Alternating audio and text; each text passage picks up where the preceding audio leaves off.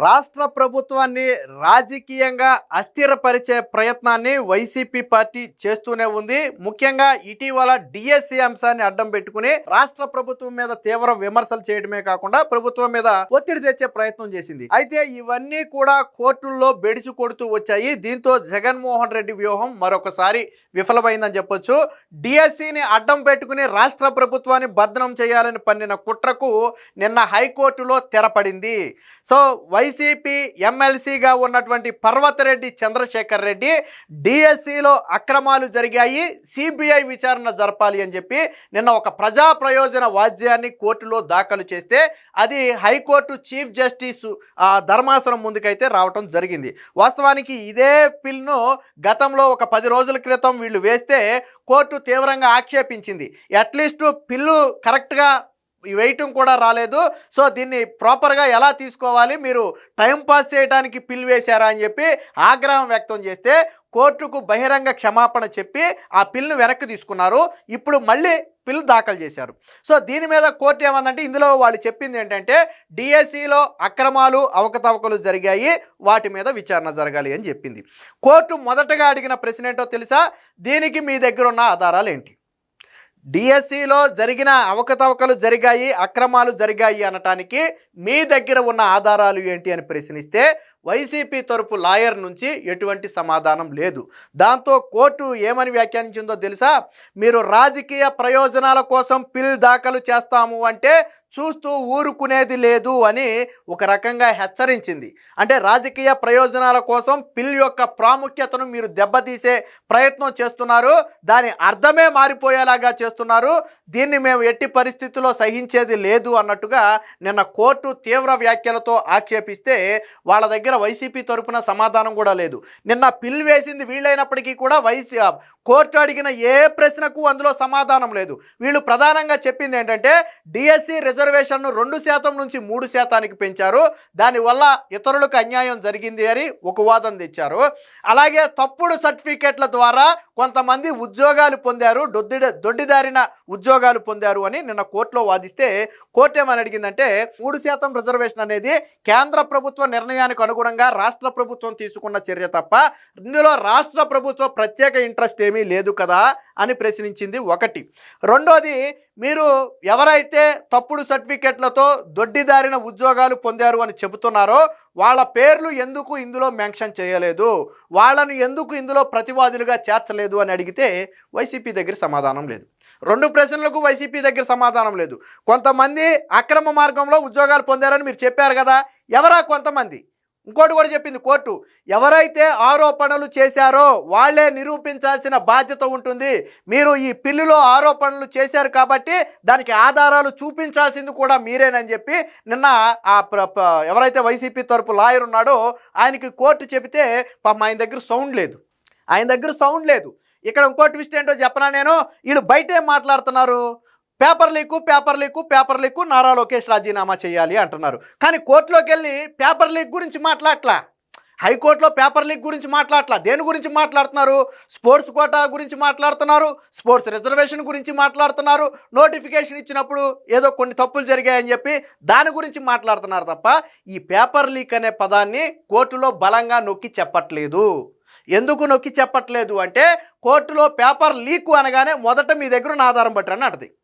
ఎందుకంటే లీకు అనే పదం చాలా తీవ్రమైన పదం.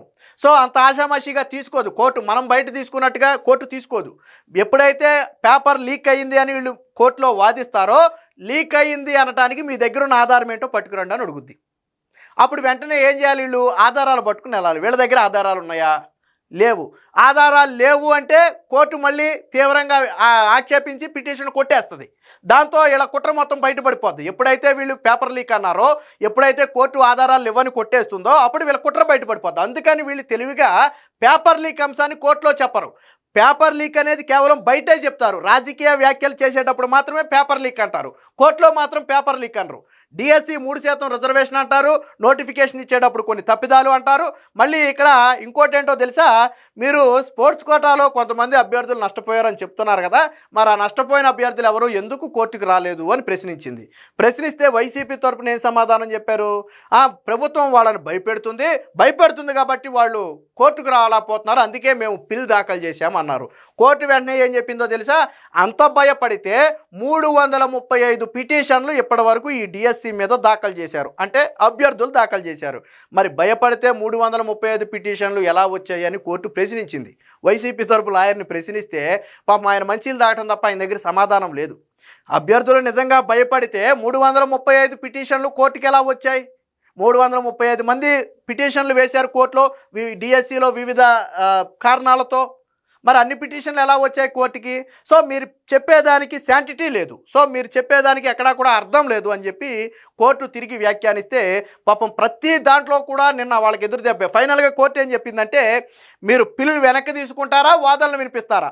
వాదనలు వినిపిస్తాము అంటే పిల్పై అర్హత ఉందో లేదో మేము తేల్చేస్తాం అంటే డెసిషన్ కోర్టుకి వెళ్ళిపోతుంది. ఈ పిల్లు కొట్టివేయటమా, ముందుకు తీసుకెళ్ళటమా, లేదు వెనక్కి తీసుకుంటామంటారా, మీ ఇష్టం తీసుకోండి అంటే వైసీపీ తరపు లాయర్ ఏమన్నారంటే, నేను మా పిటిషనర్తో మాట్లాడాలి, అంటే ముందుకు వెళ్ళాలా వెనక్కి రావాలా అనేది తెలియాలి అంటే నేను మా పిటిషనర్తో మాట్లాడాలి, నాకు కొద్దిగా సమయం ఇవ్వండి అంటే 3 వారాల పాటు దీన్ని వాయిదా వేసింది. 3 వారాల తర్వాత ఈ పిల్ మీద ముందుకు వెళతారా లేదా కోర్టుకు క్షమాపణ చెప్పి వెనక్కి తీసుకుంటారా అనేది చూడాలి. దీనికి సంబంధించినటువంటి వార్త కూడా ఒకటి వచ్చింది, ఒకసారి చూపిస్తాం మీకు, చూడండి. సో ఇదే, రాజకీయాల కోసం పిల్ దుర్వినియోగాన్ని మేము అనుమతించాం, డిఎస్సిపై వైకాపా ఎమ్మెల్సీ వాద్యంలో జోక్యానికి హైకోర్టు నిరాకరణ, నోటీసులు ఇచ్చేందుకు కూడా విముఖత, అదనపు వివరాలు సమర్పణకు గడువు కోరిన పిటిషనర్, విచారణ అయితే వాయిదా వేశారు. ఇక్కడ కోర్టు చేసిన వ్యాఖ్యలను ఒకసారి చూడండి. క్రీడల కోటాతో నష్టపోయామని అభ్యర్థులు ఎవరు కోర్టుకి రాలేదు, అభ్యర్థులను ప్రభుత్వం భయపెడితే 335 రిట్ పిటిషన్లు ఎలా వేయగలిగారు అని కోర్టు ప్రశ్నించింది. కోర్టు వ్యాఖ్యలు ఎంత ఘాటుగా ఉన్నాయో ఒకసారి చూడండి. రిజర్వేషన్ కోటాను పెంచడంపై అభ్యంతరం ఉంటే అభ్యర్థులు మొదట్లోనే హైకోర్టును ఆశ్రయించేవారు, ఈ వ్యవహారంపై ఏ ఒక్కరూ ముందుకు రాలేదని గుర్తు చేసింది. క్రీడల కోటాలో నష్టపోయామన్న అభ్యర్థులు ఎవరు కోర్టుకు రాలేదని వెల్లడించింది. ఈ నేపథ్యంలో ప్రజాహిత వాద్యాన్ని అంటే పిల్ విచారణ నిమిత్తం పరిగణలోకి తీసుకునే ప్రశ్నే ఉత్పన్నం కాదని తేల్చి చెప్పింది. పిల్ ఎంతో విలువైన ఆయుధం, రాజకీయ ప్రయోజనాల కోసం దాన్ని దుర్వినియోగం చేయడానికి వీల్లేదు అని స్పష్టం చేసింది. బాధితులు కోర్టును ఆశ్రయించే పరిస్థితులు లేవని, అభ్యర్థులను ప్రభుత్వం భయపెడుతుందన్న పిటిషనర్ వాదనలో వాస్తవం లేదని తేల్చింది. ప్రభుత్వం భయపెడితే హైకోర్టులో వారు 335 రిట్ పిటిషన్లు ఎలా దాఖలు చేస్తారని ప్రశ్నించింది. బాధిత అభ్యర్థులను పరిశీలించేందుకు ప్రభుత్వం ఫిర్యాదుల పరిష్కార కమిటీని కూడా ఏర్పాటు చేసింది కదా అని చెప్పి వాళ్ళకు గుర్తు చేసింది. కేంద్ర ప్రభుత్వ విధానానికి అనుగుణంగా క్రీడల్లో రిజర్వేషన్ కోటాను నిర్ణయించారని వెల్లడించింది. కేంద్ర ప్రభుత్వ విధానమే లేకపోతే అసలు రాష్ట్ర ప్రభుత్వం రిజర్వేషన్ కోటాను నిర్ణయించేది కాదని వ్యాఖ్యానించింది. అంటే ఇది రాష్ట్ర ప్రభుత్వం తీసుకున్న నిర్ణయం కాదు, కేంద్ర స్థాయిలో తీసుకున్న నిర్ణయం అని చెప్పి నిన్న పిటిషనర్కి అయితే చెప్పడం జరిగింది. తన వాదనకు బలం చేకూర్చే ఆధారాలను పిటిషనర్ కోర్టు ముందుంచలేదని ఆక్షేపించింది.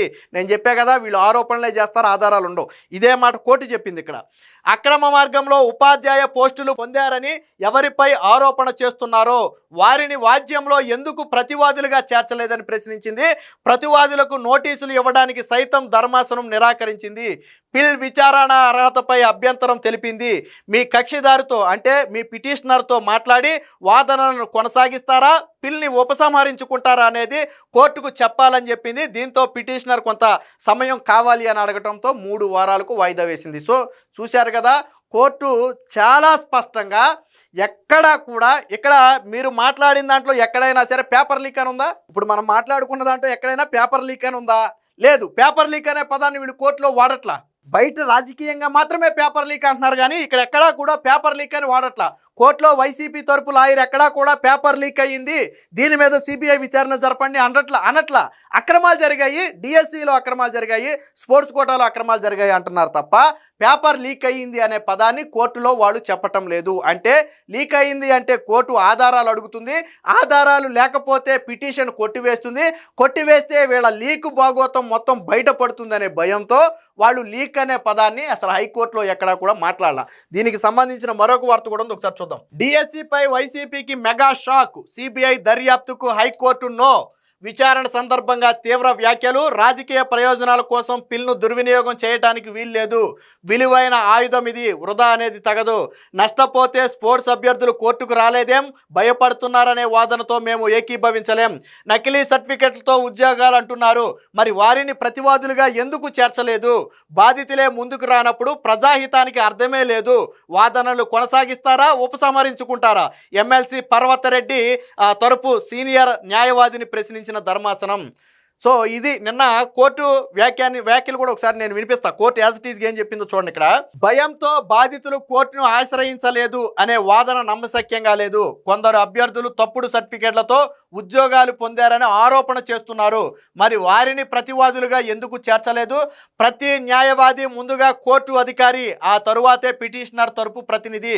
ప్రభుత్వ సమాచారాన్ని తొక్కిపెట్టడం నిజమైతే దానికి సంబంధించిన సాక్ష్యాలను కోర్టు ముందు ఉంచాల్సిన బాధ్యత కూడా పిటిషనర్ పైనే ఉంటుంది. బాధితులే ముందుకు రానప్పుడు ప్రజాహిత వాద్యాన్ని విచారించే ప్రశ్నే ఉత్పన్నం కాదు, కాబట్టి దీని మీద మేము విచారణ చెయ్యలేము, కాబట్టి మీరు విచారణ చేయాలని కోరతారా, పిటిషన్ని వెనక్కి తీసుకుంటారా తేల్చి చెప్పాలని చెప్పి హైకోర్టు నిన్న ఘాటుగా వ్యాఖ్యానించింది. అంటే డిఎస్సి మీద వైసీపీ కుట్రలన్నీ కూడా భగ్నమయ్యాయి. డిఎస్సి ఈ వార్త ఎక్కడా సాక్షిలో రాయలా, విచారణ వాయిదాని ఎక్కడైనా మూల పేపర్లో రాసాడేమో కానీ మెయిన్ ఎడిషన్లో ఎక్కడా కూడా సాక్షిలో ఈ వార్త గురించి రాయలేదు. ఎందుకు రాయలేదు అంటే డిఎస్సిలో ఇది వాళ్ళకి చెంపపెట్టు లాంటిది, డిఎస్సిలో వాళ్ళకి ఇది చెంపపెట్టు లాంటిది, కాబట్టి వాళ్ళు దాని గురించి రాయరు. అదే ఒకవేళ దీని మీద విచారణ అర్హత ఉంది, ప్రభుత్వం ఏదో తప్పు చేసింది అని కోర్టు వ్యాఖ్యానించి ఉంటే దాన్ని మాత్రం బ్యానర్ ఐటమ్గా రాసేవాళ్ళు. కానీ ఇంత తీవ్ర వ్యాఖ్యలు చేస్తే మళ్ళీ వేసింది ఎవరు? వైసీపీ ఎమ్మెల్సీ వేశాడు, పర్వతరెడ్డి వేశాడు, పిటిషన్ వేసింది. ఆల్రెడీ ఒకసారి క్షమాపణ చెప్పి పిటిషన్ వెనక్కి తీసుకున్నాడు, ఇప్పుడు మళ్ళీ పిటిషన్ వేశాడు. నాకు తెలిసి మళ్ళీ వెనక్కి తీసుకోవటమే, ఎందుకంటే ఆ కోర్టు తేల్చేసింది దీంట్లో అసలు బాధితులు అనే వ్యక్తే లేడు, మీరు మీ పేరుతో వేశారు దీన్ని, బాధితులే లేనప్పుడు మేము దీన్ని ఎలా విచారిస్తామని చెప్పి నిన్న కోర్టు అడిగిన ప్రశ్న ఇది. దీంతో వైసీపీ డిఎస్సి మీద ఆడిన భోగోతం మొత్తం కూడా బట్టబయలైంది. కానీ ఎక్కడా కూడా లీక్ అనే పదం లేదు. చూడండి కావాలంటే మళ్ళీ ఇక్కడ నేను మళ్ళీ చెప్తున్నా, బయట వీళ్ళు డిఎస్సి పేపర్ లీక్ అయ్యింది, నారా లోకేష్ రాజీనామా చేయాలని చెప్పాడు. నిన్న జగన్మోహన్ రెడ్డి మొన్న ఏదో మాట అన్నాడు, ఏమనంటే జంజీ ఉద్యమిస్తుంది, చంద్రబాబు మీద జంజీ ఉద్యమిస్తుందని జగన్మోహన్ రెడ్డి మాట్లాడాడు. నిన్న కోర్టు అడిగింది కూడా అదే, ఆ జంజీ ఎక్కడున్నారు? బాధితులు అంటే ఎవరు? యువకులే కదా, ఎగ్జామ్ రాసిన వాళ్ళే కదా. ఆ జంజీయే బయటికి రానప్పుడు, ఆ జంజీయే పిటిషన్ వేయనప్పుడు మీకెందుకు ఇంత దూల అని చెప్పి నేను కోర్టు అడిగింది ఇండైరెక్ట్గా. మొత్తంగా దీన్ని బట్టి అర్థమైంది ఏంటంటే వైసీపీ డిఎస్సిని కేవలం ప్రభుత్వాన్ని అస్థిరపరచడానికి వాడుకున్న ఒక ఆయుధమే తప్ప అందులో ఎటువంటి అవకతవకలు జరగలేదు. 16,300 పోస్టులు కూడా పూర్తి నిబద్ధతతో అర్హత ఉన్న వాళ్ళకి మాత్రమే ఇచ్చారు. ఇక్కడ వీళ్ళు కొంతమంది అన్యాయం జరిగింది, కొంతమంది దొడ్డిదారిన వచ్చారు అని చెప్తున్నారా? ఈ అన్యాయం జరిగిందనే వ్యక్తుల పేర్లు కానీ, దొడ్డిదారిన వచ్చారు అని చెబుతున్నటువంటి వ్యక్తుల పేర్లు కానీ రాయలా. కోర్టు అడిగింది కూడా అదే. మీరు కొంతమందికి అన్యాయం జరిగింది అంటున్నారు కదా, దొడ్డిదారిని వచ్చారని కొంతమంది అంటున్నారు, మళ్ళీ వారి పేర్లు ఎక్కడ ఎందుకు కనపడటం లేదు, ఎందుకు మీరు పిటిషన్లో పెట్టలేదని కోర్టు అడిగింది. నిజంగానే కదా, ఇప్పుడు సుధాకర్ అనే వ్యక్తి దొడ్డిదారిని వెళ్ళాడని మీ అభిప్రాయం అనుకుందాం. ఫర్ ఎగ్జాంపుల్, ఇదిగో పలానా సుధాకర్ తప్పుడు సర్టిఫికేట్తో వెళ్ళాడు, లేదా పలానా సుధాకర్కి ఇన్ని మార్కులు వచ్చాయి కానీ పోస్టు కొట్టాడు, నా పేరు పెట్టాలి కదా అక్కడ, సుధాకర్ అనే వ్యక్తి దొడ్డిదారిని ఉద్యోగం తెచ్చుకున్నాడని.